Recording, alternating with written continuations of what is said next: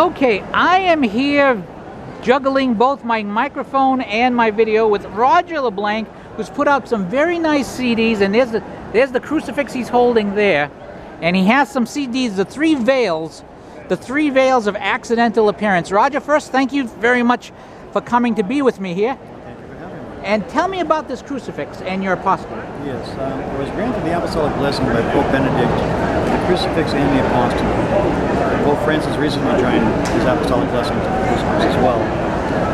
But a crucifix should be more than a reminder of something that happened 2,000 years ago. It should actually represent the fact that Calvary is present all of time and place in the Mass.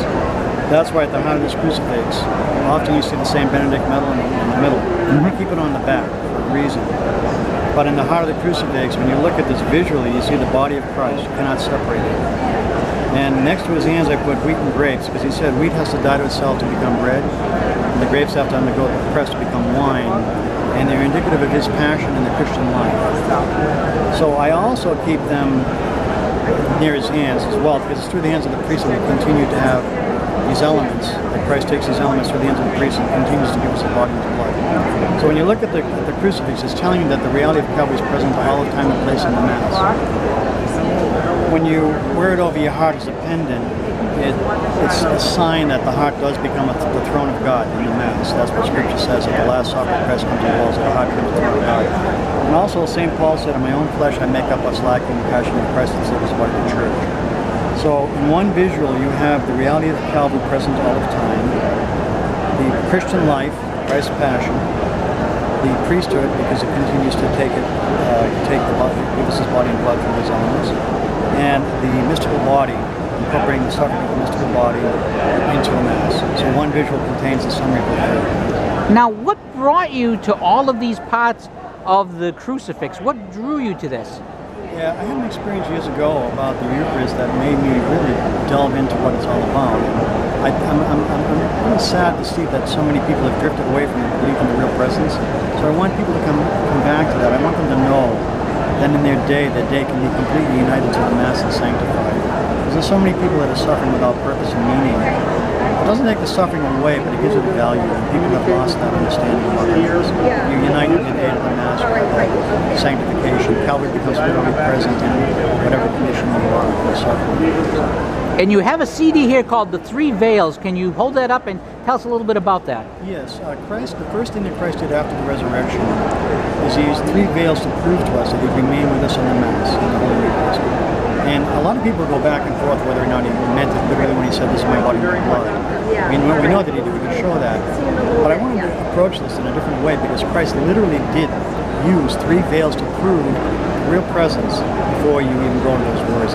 And if I'm not mistaken, from the cover, that's the walk to Emmaus, which was one of my favorite parts of the Bible. That's correct. That's right.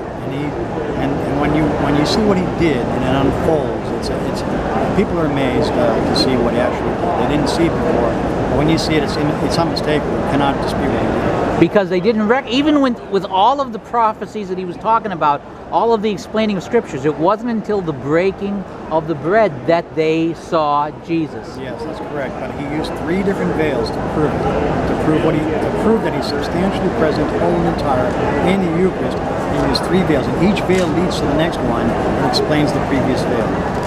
That's what's amazing. He actually did this. Well, I'm going to have to, I cannot wait to listen to that, frankly. And you've also written some books as well. On my website I have a series of books that I've done. One of the books was recently endorsed. Actually, Alice von Hildebrand endorsed one I had done. I had redone the encyclical Crucifix by Pope Pius X. I wanted to make it a little bit more understandable for people in our day. Alice von Hildebrand read it, immediately endorsed it. I have another book, Relativism as Religion.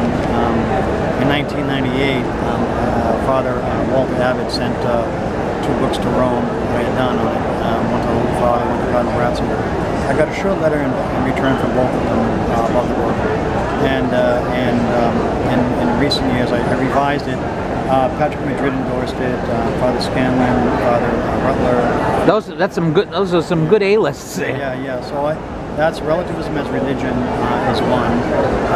Crescendi Dominici Gregis is another. And I wrote a series of apologetics on the nature of the Church, Mass, Our Lady, the sacraments, the divinity of Christ, in a trial format. It's a very litigious society.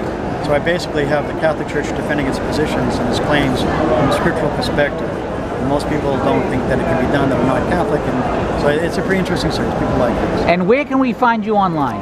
CatholicSeries.com. Okay, Roger, thank you so much for your time.